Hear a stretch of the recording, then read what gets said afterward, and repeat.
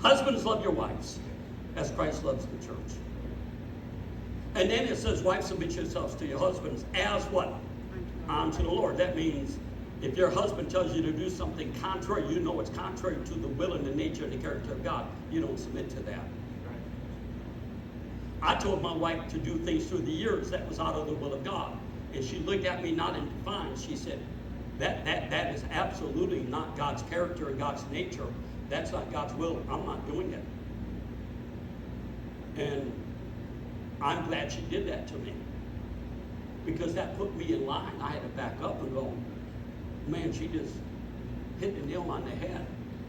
I told her to lie for me one time. There was this woman, she called me up, and how many of you ever had a person you can't get off the phone with them? And they do 99% of the talking, and all they do is they're complaining, right? La, la, la, la, la, la. And one day I got this, I was pastoring Assembly of God Church, and a woman calls me up, and an orderly sister in the church, a good godly woman, and I said, tell her I'm not here, tell her I'm not here. And she looked at me and said, honey, I'm not lying for you. Well, I could have said this. I could say, tell her I'm not really available right now. Or I could have said, yeah, I could have said, tell her I'm not in the mood for listening. But I would never say that. But my wife does that problem, though. She's very blunt and very honest. So one day there was a sister in our church, and she liked to make homemade bread for me. But the problem is, it was a rock. You know, you were talking about the rock this morning. You could not eat it. I mean, you couldn't even cut it. I tried to take a chainsaw to cut this bread.